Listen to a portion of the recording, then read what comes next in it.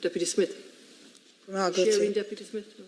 Sorry. 10 minutes. Yeah, grand. I want to speak on two issues, and they may seem unconnected, but I believe they're absolutely connected and indeed go to the core of the issues we face around agriculture and climate targets. First of all, to highlight what has happened in our meat plants during the COVID crisis and to recap on what is still happening there. And despite the bluster from you, Minister, at the start of the crisis and the utter failing of our regulatory regime, the Health and Safety Authority, it's clear that workers in meat plants were effectively sacrificed, bullied and intimidated into working in unsafe conditions throughout the crisis. And it wasn't until the clusters and the numbers affected by them became too big to hide that any belated action was taken. Even now, I am not content or confident that enough actions or safeguards are being taken to protect those workers. So why did the state and its agencies fail the workers in the meat plants so badly? It strikes me that the answer to that is the same answer as to why we are indeed failing and planning so badly when it comes to measures to tackle climate emissions in agriculture. Firstly, it's not because the agricultural section is so vital to our economy as it is, and it's not because we support family farms and want to see a thriving rural community and sustainable farming, as most of us do, and it's not out of concern for the farmers or those families. The workers in these plants, just like the beef farmers and others in the sector, are failed because the current policy has nothing to do with supporting farmers or rural communities.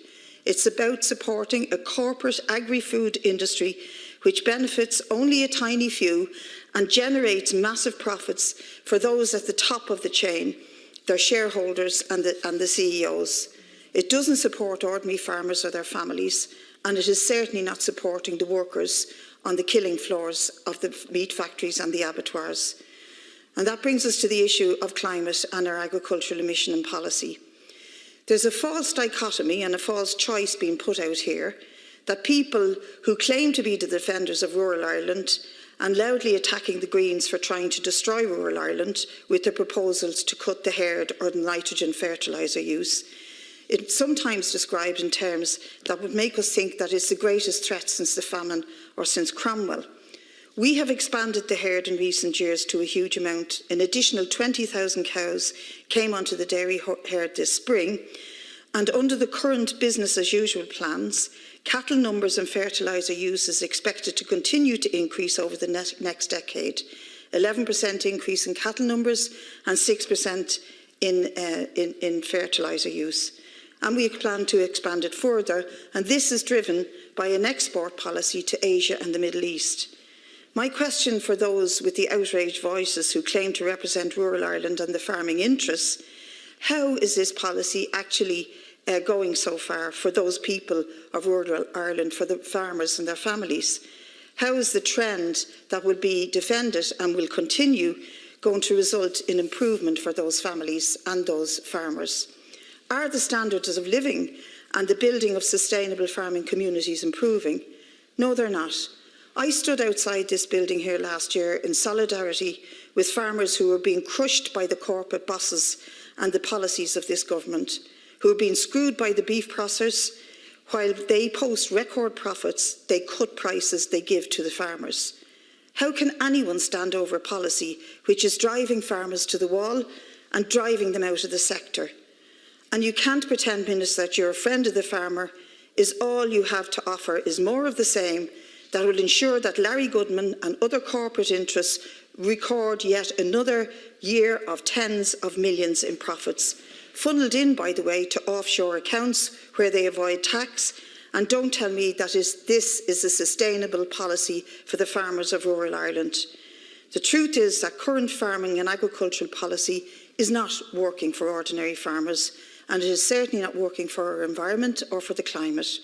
What we've had from this government is more rhetorical commitments to reducing emissions and accepting the science on what we need to do. But behind that rhetoric, the policy is governed by the corporate interests that I referred to and not by the interests of the farmers or the climate. So we see again that there's been bizarre and unscientific attempts to explain away methane emissions and to confuse the effect that methane has on climate by pretending that if we account for it differently, it'll go away or the problem may not look as serious as it is. Science is screaming at us about this problem, and we can fool ourselves if we want. We can add up the emissions in different sorts of ways, and we can pretend that offsets or sinks or taxes will allow us to continue polluting, but we cannot fool nature and we cannot fool the science of physics. My concern here with the government talks that are currently underway with the Green Party and their members is that their members may actually be fooled into thinking that a coalition of your party with Fianna Fáil can deliver any of the measures required. If you believe that a 7% reduction will be achieved under a party merged with Fianna Fáil and Fine Gael, you are indeed fooling yourself. You may think it may not happen in 4 years, but it could happen in 10. Well, I can guarantee you, with Fianna Fáil and Fine Gael driving the policy, it won't happen in 100 years, and the seas will be washing over us. The main danger in the narrative of these talks is that those of us who want action on climate change and on agricultural emissions are painted as the enemies of the farming community, and nothing could be further from the truth. We support a reduction in herd sizes, we support a reduction in nitrogen fertiliser use, we support a programme of massive reforestation with non-commercial species for carbon storage. But we're also for breaking the cartel of meat processors and the large agri-food corporations that stand at the top of this pyramid. We support better prices for beef farmers and a basic income that supports them and their families so they can grow the food that we need to give us real food security in the decades ahead. And we support sustainable farming and rural communities, not the vision that we're being given at the moment, which is about the interests of the corporations. And just as the measures that we need to take in our towns and cities to combat climate change can lead to a better and more sustainable life for ordinary people, so too can steps that need to be taken in agriculture and lead better lives for farmers, for the communities in rural Ireland. Warmer homes, better public transport, sustainable well-planned towns and villages and cities are not a threat to ordinary people.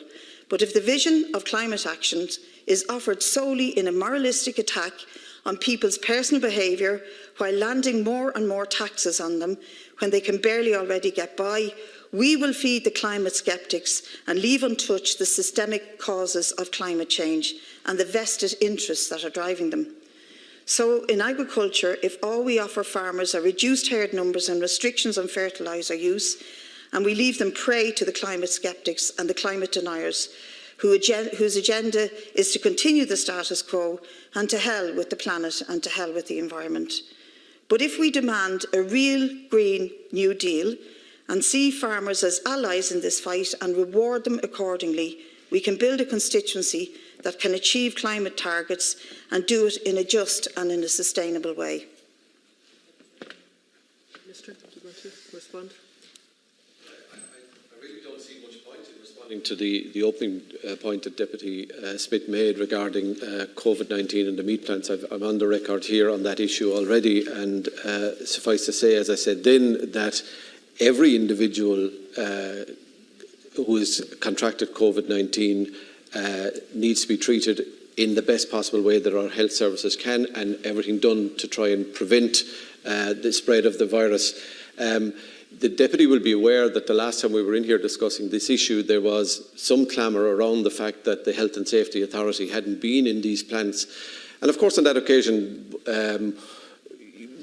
these agencies were just coming back to work, having been like most others, not at work. But I'm pleased to say that they have been in a lot, if not all, of these plants where the clusters have occurred. And my information is that they have found that most of these plants are working as they should in terms of the new norm in terms of taking the appropriate steps to protect workers in these plants. That's not to say that, notwithstanding the best endeavours of everybody, the Health and Safety Authority, the HSE, the workers in these plants and management in these plants, that you can guarantee that that will keep COVID-19 free from these premises. That's obviously not the case, but it is important that every one of these agencies works to ensure we do everything possible to minimise that risk, and that is what has been happening. And of course, it wouldn't have been appropriate to come in here on that occasion and say that we were sending out a blitz to these premises on that occasion, because forewarned is forearmed, but that has happened, and the deputy is aware it has happened.